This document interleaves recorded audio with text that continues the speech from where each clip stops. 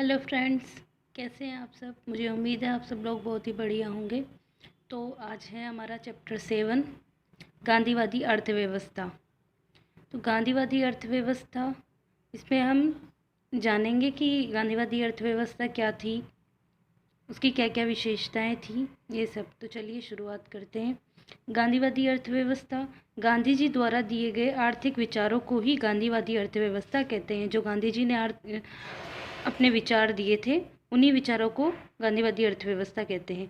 गांधी जी के आर्थिक विचार समाजवादी सिद्धांतों तथा टाल्स्टाम और रस्किन के विचारों से प्रभावित थे। जो गांधी जी का जो आर्थिक विचार है वह समाजवादी सिद्धांतों, टाल्स्टाम और रस्किन के विचारों से प्रभावित थे। गांधीवादी अर्थव्यवस्था का उद्देश्य रोजगार को बढ़ावा देना है, क्योंकि भारत में श्रम की प्रचुरता है। जो गांधीवादी अर्थव्यवस्था है, इसका मेन उद्देश्य ही रोजगार को बढ़ावा देना है, क्योंकि जो भारत है इसमें श्रम की प्रचुरता है, यानी काम करने की अधिकता है। इसकी विशेषताएं, जो गांधीवादी अर्थव्यवस्था है इसकी विशेषताएं हैं विकेंद्रीकरण। विकेंद्रीकरण में गांधी जी का मानना था कि स्थानीय ज़रूरतों के हिसाब से छोटे छोटे उद्योगों ग्रामीण स्तर पर स्थापित किया जाए, जो स्थानीय संसाधनों का प्रयोग करें। कुटीर उद्योगों पर बल। कुटीर उद्योगों पर बल। गांधी जी कुटीर उद्योगों को काफ़ी महत्व देते थे, क्योंकि इनसे स्थानीय स्तर पर रोजगार उत्पन्न होते थे। गांधी जी जो थे वह कुटीर उद्योगों पर बहुत ही अधिक जोर देते थे, क्योंकि इससे रोजगार भी तो उत्पन्न होते थे। श्रम मानव की गरिमा पर जोर। मानव श्रम की गरिमा पर जोर। जो मानव है उसके श्रम की जो गरिमाएं हैं उन पे जोर। तो गांधी जी अपने आर्थिक विचारों में मानव श्रम की गरिमा पर जोर देते हैं तथा शारीरिक श्रम के प्रति समाज के तिरस्कारपूर्ण रवैये की आलोचना करते हैं। जो शारीरिक श्रम के प्रति समाज का जो एक ऐसा रवैया है ना, कि उसको तिरस्कृत करते हैं शारीरिक श्रम वालों को, तो उसकी गांधी जी कड़ी आलोचना करते हैं और मानव श्रम की गरिमा पर जोर देते हैं। गांधी जी ने सभी लोगों से आग्रह किया कि वे कुछ रोटी का श्रम करें, ताकि वह अपने श्रम से अपनी जीने की ज़रूरतें पूरी कर सके। जो गांधी जी थे उन्होंने सभी लोगों से आग्रह किया था कि कुछ तो रोटी का के लिए श्रम करे, ताकि श्रम से वह अपनी जीने की ज़रूरतों को पूरी कर सके। इच्छा का न्यूकरण या नैतिकता, है ना, इच्छा के न्यूकरण के साथ नैतिकता। तो इसमें ये था कि पृथ्वी हर आदमी की ज़रूरत को पूरा करने के लिए पर्याप्त मात्रा में संसाधन प्रदान करती है, लेकिन हर आदमी के लालच के लिए नहीं। हर एक आदमी के लालच के लिए नहीं करती है।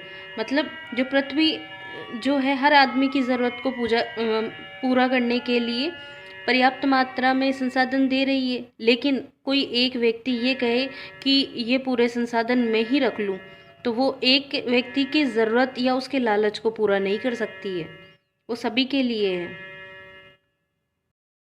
अब है ट्रस्टीशिप या न्यासधारिता का सिद्धांत। तो इसमें क्या था कि ये जो कुछ लोग आते हैं जो उद्योगों में पैसा लगाते हैं, कुछ लोग उद्योगों में पैसा लगाते हैं या लोग उद्योग लगाते हैं जिससे कि पैसा आता है। लोगों के उद्योग लगाने से जब पैसा आएगा तो उद्योगों का संचालन का खर्च भी निकालना पड़ेगा। जो उद्योग है इनके संचालन का खर्च भी निकालना होगा तथा अपना स्वयं का खर्च भी निकालना होगा। भाई जो उसमें वर्कर काम कर रहे उनको, और खुद अपनी सैलरी, वो सारी चीज़ें निकालनी पड़ती है, तो अपना खर्च। अब इसके अलावा जो पैसा बच जाता है, जो प्रॉफिट होता है, तो बचे हुए पैसों को गरीबों के उत्थान में लगाते हैं। इसे हम एक उदाहरण के रूप में देख सकते हैं कि कुछ इन्वेस्टर आएंगे जो इंडस्ट्री लगाएंगे।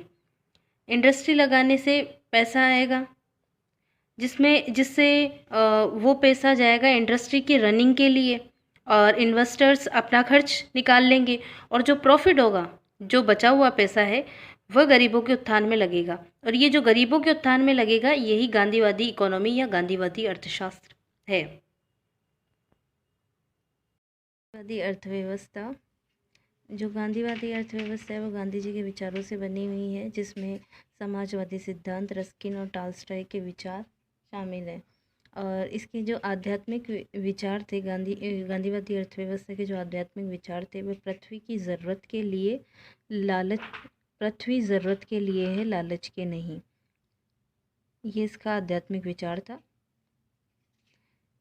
ये पृथ्वी जो है वह सिर्फ ज़रूरत के लिए है, लालच के लिए नहीं। जैसा कि मैंने बताया था कि किसी एक व्यक्ति का लालच को पृथ्वी पूरा नहीं कर सकती। कुटीर उद्योगों पर बल, ये चीन से अपनाई गई थी। और गांधीवादी अर्थव्यवस्था का एक दोष है, ये व्यवहारिक नहीं है। और यही केवल एक दोष है इसका कि ये व्यवहारिक नहीं है। एक जिला एक उद्योग से प्रभावित है, ये विकेंद्रीकरण होगा कि भाई कोई एक जिला है वह एक उद्योग से प्रभावित है, ये विकेंद्रीकरण है, ये प्रासंगिकता है इसकी। और जो गांधीवादी अर्थव्यवस्था है ये प्रासंगिक है, संपूर्ण देश इसे अपना रहे हैं। जितने भी देश है वो अभी गांधीवादी अर्थव्यवस्था को अपना रहे हैं। इसी के साथ हमारा गांधीवादी अर्थव्यवस्था का चैप्टर समाप्त होता है। कल बात करेंगे नेहरूवादी अर्थव्यवस्था पे। तब तक के लिए पढ़ते रहिए। धन्यवाद।